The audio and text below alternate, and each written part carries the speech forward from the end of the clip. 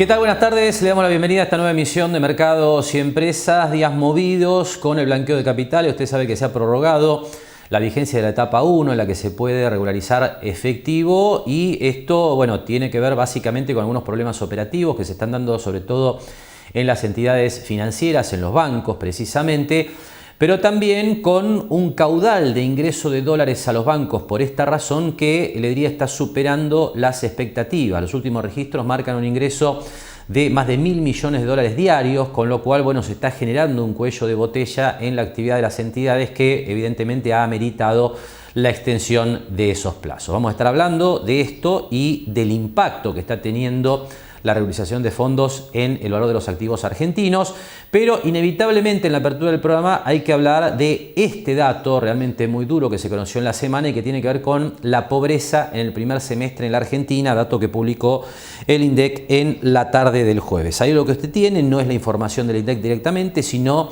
la perspectiva histórica de lo que ha pasado con la pobreza en los últimos 50 años. Es un cuadro de la consultora de Fernando Marul y Asociados, que marca que la pobreza alcanzó en el primer semestre de este año casi los niveles que alcanzaba allá por el 2001 con la crisis de la salida de la convertibilidad. El registro que dio el INDEC esta semana fue de 52,9%, cuando en la salida de la convertibilidad esa pobreza escalaba hasta el 58%. También ese cuadro marca el registro del salto de la inflación de la hiper del 89 y su impacto justamente sobre los niveles de pobreza cuando alcanzaba el 47% de la población. Un dato realmente muy duro que refleja la vulnerabilidad social que presenta la Argentina en el primer semestre de este año 2024, y por supuesto está la discusión, ¿no?, de quién es el responsable de este proceso de deterioro de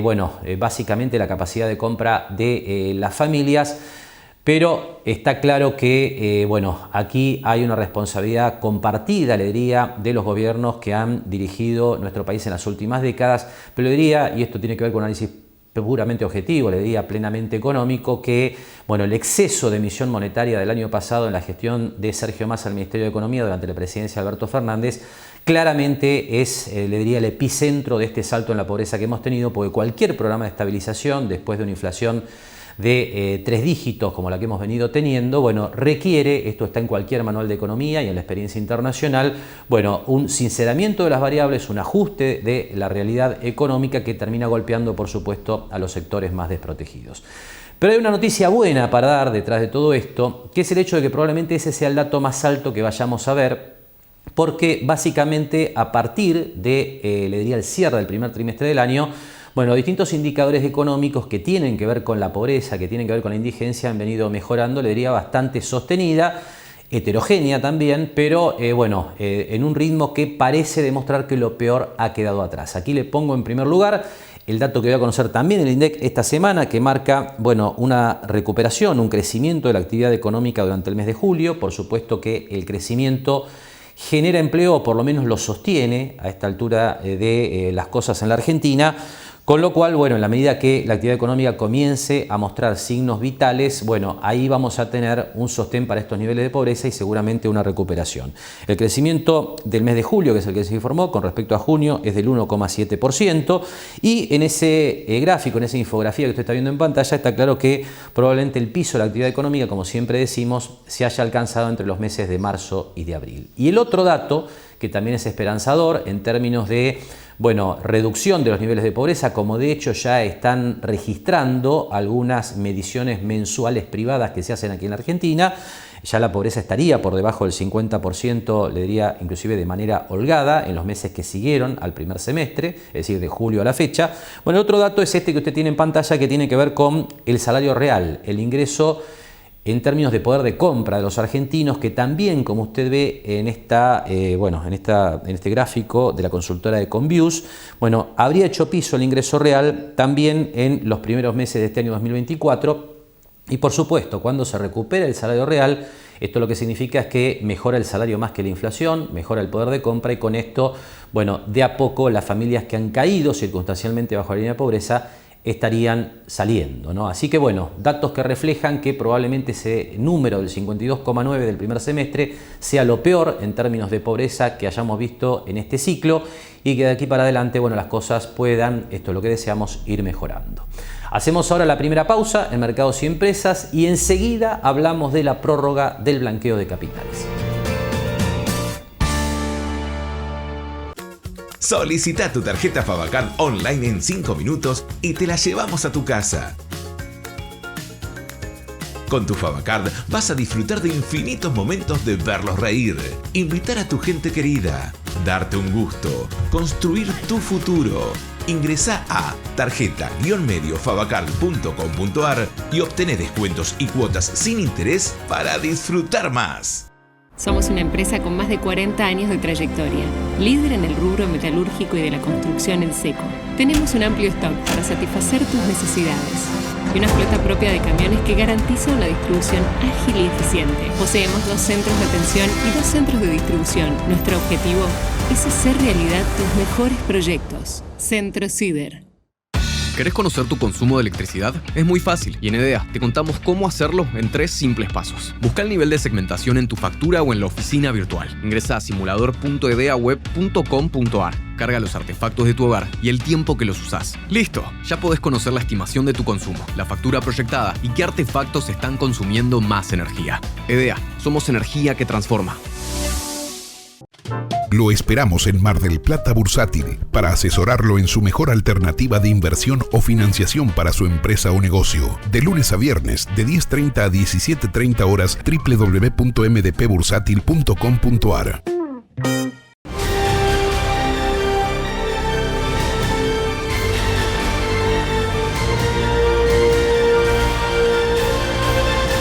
El gran astillero argentino es marplatense.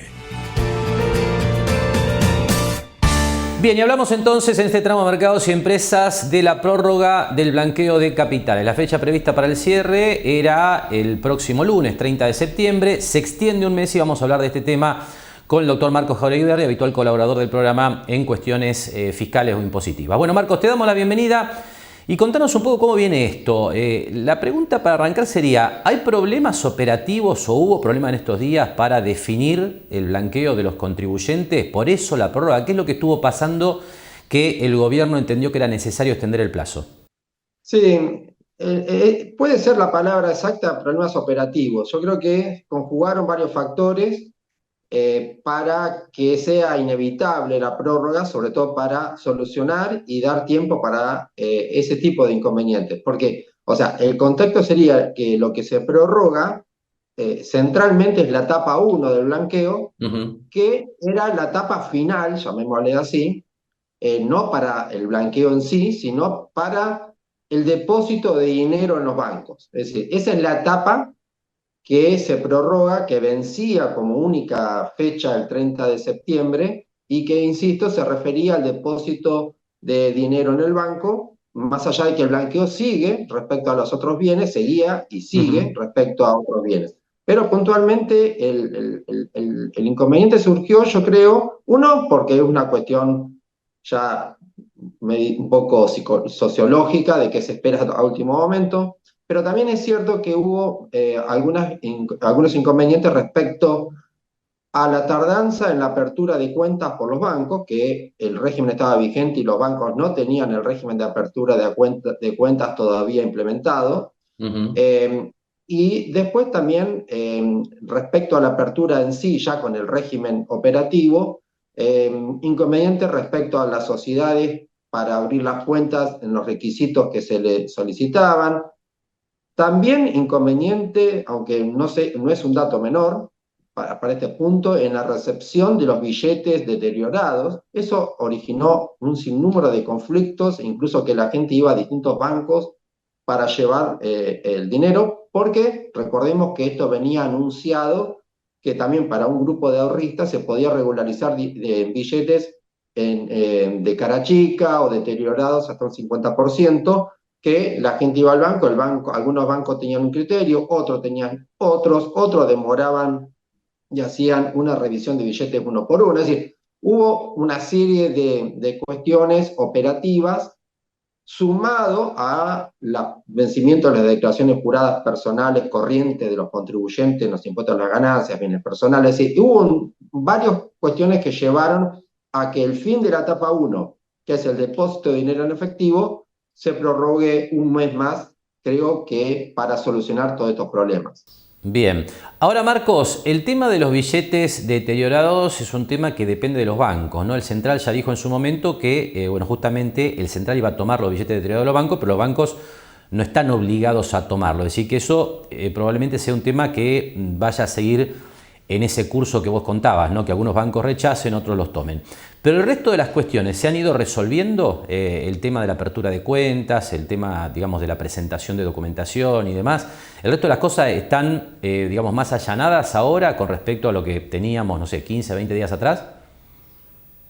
Sí, hay algunas cuestiones particulares que se fueron resolviendo, pero el tema de todo esto yo creo que se debe a la apertura de cuentas y depósito de dinero. Es esencialmente ese el motivo que origina esta prórroga, porque la presentación de la documentación de respaldo al blanqueo de la etapa 1 recién se va a hacer el mes siguiente a que vence esa etapa. Es decir, todavía la gente no está aportando la documentación de respaldo del blanqueo, la está preparando. Pero esto se originó esencialmente con el blanqueo de efectivo, apertura de cuentas, recepción de los billetes, exigencias respecto a sociedades, y lo que decir respecto a los billetes conjuga para todo. Lo que pasa es que hay un mensaje, no solamente mensajes, sino comunicaciones del Banco Central, donde dice que se van a recibir todo este tipo de billetes. La gente va al banco con esa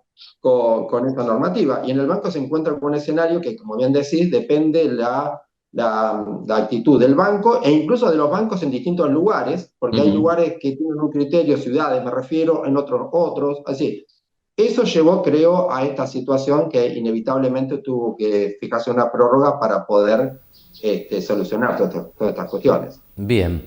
Marco, ya casi para ir cerrando. Ayer, digamos ya con el blanqueo bastante avanzado, digamos más allá de la prórroga, me decía un contador que en algún banco todavía le estaban pidiendo documentación sobre el origen de los fondos cuando iban a hacer el depósito en efectivo. ¿Eso está bien? Que en un blanqueo el banco pida eso, documentación que acredite el origen del dinero que se va a depositar siendo un blanqueo. No, de ninguna manera está bien. El blanqueo, aunque lo hemos hablado en otras oportunidades, y es un régimen que uno lo acepta desde el punto de vista de la justicia tributaria, ¿no? Digamos, cuando hay una ley, uno lo tiene que dejar de lado y decir, bueno, acatemos la ley. Precisamente lo que establece un régimen excepcional de este tipo es que el origen de los fondos no tiene obligación de acreditarlo, ni le debe ser exigido el origen de los fondos, porque precisamente el origen de los fondos debe venir de una evasión tributaria, sencillamente porque, aunque suene un poco duro decirlo, lo que se está blanqueando es fruto de la evasión tributaria. Los límites son otros, los límites no tener una causa vinculada a lavado, narcoterrorismo, es decir, todo lo que la ley excluye a la posibilidad de que un sujeto pueda incorporarse al blanqueo. Sobre los fondos no tiene por qué haber ningún pedido de explicación sobre el origen de ellos. Esos son cuestiones que escapan a la valorización del banco receptor de esos fondos. No tienen por qué introducirse en ese aspecto. Muy claro. Marcos, gracias por tu tiempo como siempre. Lamentablemente se nos van, ¿no?, los minutos que tenemos para estas cuestiones, así que seguimos probablemente en las próximas semanas, porque siempre hay que ir aclarando cosas, ¿no?, con respecto a este tema de blanqueo de capitales. Gracias por tu tiempo. No, de nada. Conversamos entonces con el doctor Marcos Jauregui sobre esta novedad de la prórroga del vencimiento de la etapa 1 del blanqueo. Hacemos ahora una nueva pausa en Mercados y Empresas y enseguida hablamos del panorama financiero de esta semana. ¿Querés conocer tu consumo de electricidad? Es muy fácil y en EDEA te contamos cómo hacerlo en 3 simples pasos. Busca el nivel de segmentación en tu factura o en la oficina virtual. Ingresa a simulador.edeaweb.com.ar. Carga los artefactos de tu hogar y el tiempo que los usás. ¡Listo! Ya podés conocer la estimación de tu consumo, la factura proyectada y qué artefactos están consumiendo más energía. EDEA, somos energía que transforma. Lo esperamos en Mar del Plata Bursátil para asesorarlo en su mejor alternativa de inversión o financiación para su empresa o negocio. De lunes a viernes, de 10:30 a 17:30 horas, www.mdpbursátil.com.ar. Comunicarte con OCE es cada vez más simple. Ya podés hacer consultas y gestiones por WhatsApp 2236 94 8900. Actualiza tu factura, ingresa tu reclamo, consulta tu deuda y lugares de pago. Gestiona tus trámites. Somos OCE, siempre cerca.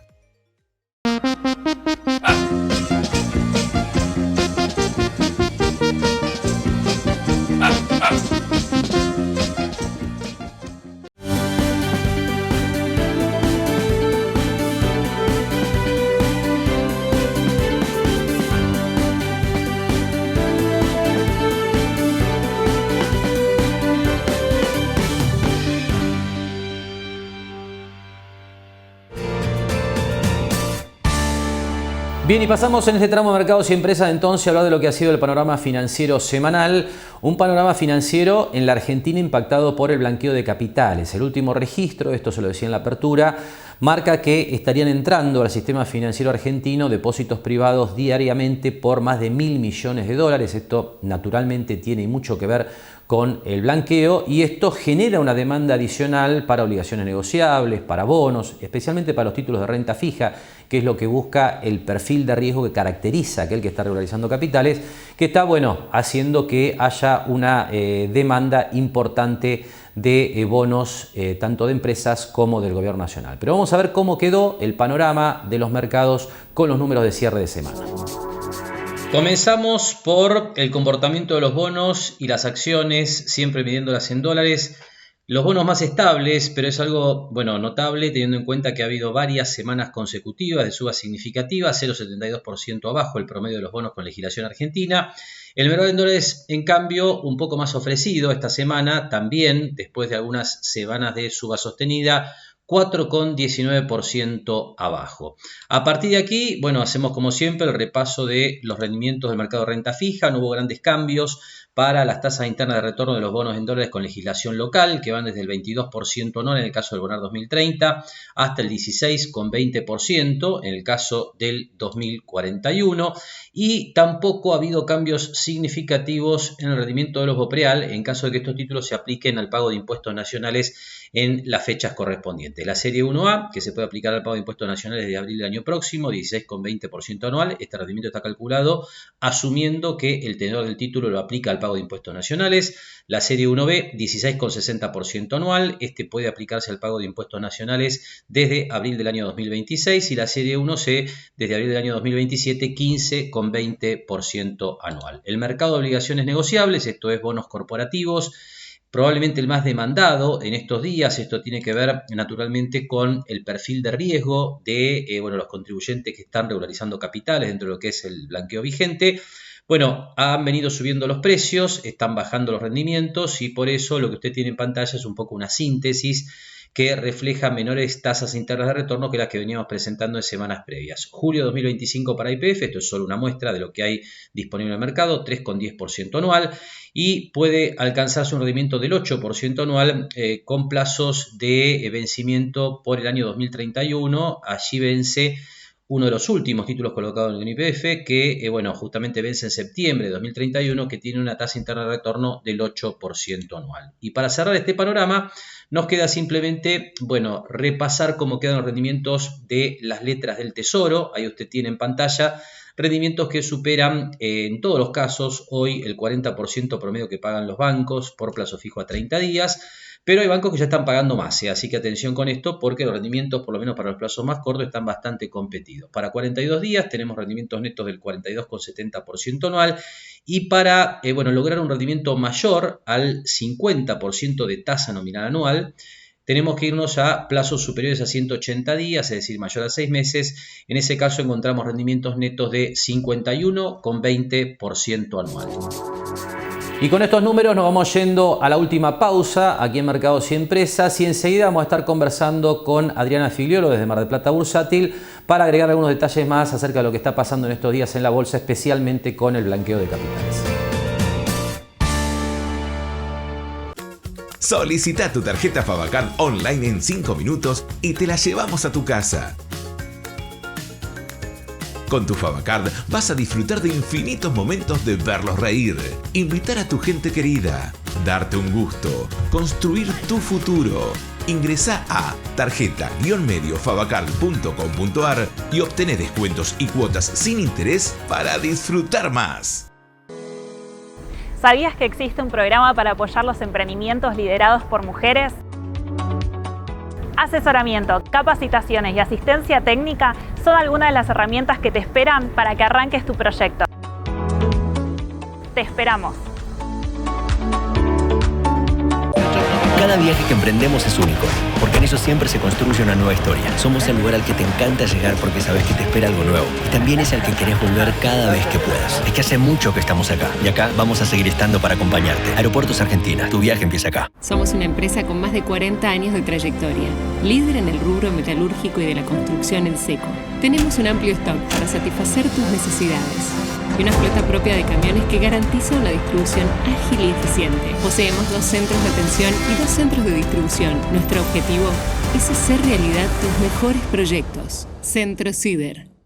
Jauregui Berri, Di Genaro y Asociados. Asesoramiento jurídico tributario. Rawson 1857, segundo piso.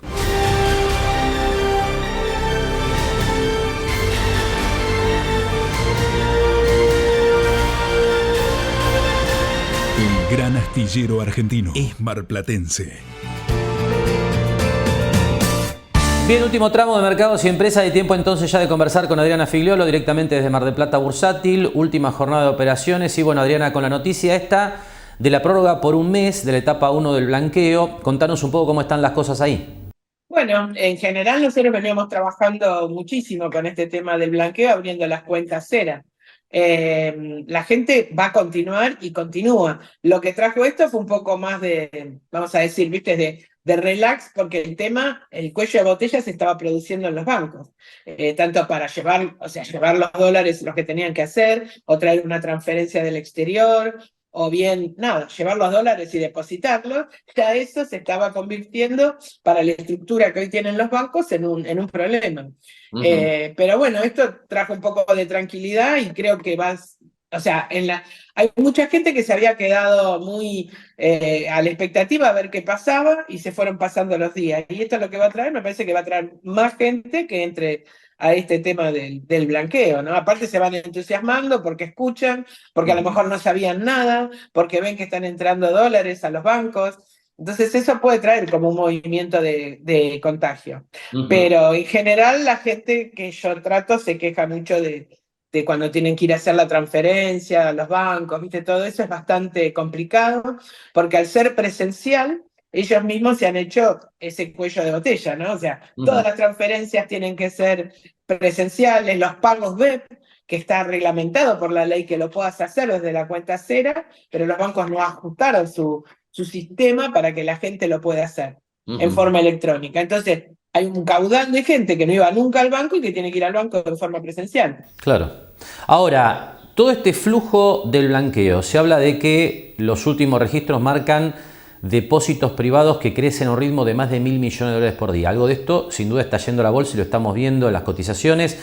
Está empujando los precios para arriba, ¿no? No de las acciones tal vez, pero sí en el tema de renta fija, claramente una demanda creciente, ¿no? Sí, nosotros siempre decimos, o sea, el perfil de la persona que entró al blanqueo es más conservador. Lo que pretende es mantener su capital sin grandes variaciones y sacar una renta. Entonces, el perfil natural es que vaya a alguna obligación negociable. Entonces, dentro de ese perfil es lo que nosotros decimos que es el servicio que uno puede dar, porque si vos salís al mercado y pagás el precio de la punta, vamos a decir, que ofrecen, seguramente sea una mala inversión para el cliente. Y bueno, precisamente lo que uno hace es verificar cada precio que paga si está dentro de la TIR que veníamos anunciando que daba esa obligación negociable. Hay algunas que ya no volvieron a los valores que por supuesto que tenían, pero otras, según el día, según cómo esté el mercado, están más ofrecidas. Entonces creo que ahí está el trabajo más manual o artesanal del operador para comprar las obligaciones negociables. Si vos vas a una obligación negociable de YPF, y seguramente no vas a tener problema en comprarla, porque hay mercado. Pero quizás si querés dividir tu inversión en distintas ON, ahí podés tener más complicaciones.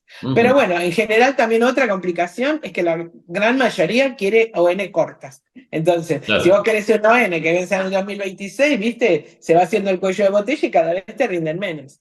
Pero bueno, también hay gente que en los bopreales siguen siendo candidatos. El segundo candidato son los bopreales. El bopreal sigue siendo un elemento que podés llegar a tener una tasa dentro de un movimiento corto de un 12 a un 15%. Entonces, para mí el bopreal es un elemento fantástico para tenerlo porque es a corto. Y después, bueno, la L30, que es el que empieza a amortizar tanto en el año que viene, ya empieza a pagar el 16% sobre el valor nominal, y bueno, pero no es la gran mayoría es ON y bopreal. Te diría que la cartera típica es 60 ON y 40% en bopreal. Bien. Pero bueno, se acercó mucha gente y creo que se va a seguir acercando en mayor cantidad de este mes de octubre. Seguramente, se habla de una perspectiva de duplicación de lo blanqueado hasta el momento. Habrá que ver si se cumple, pero esos son los números que en principio se manejan, ¿no?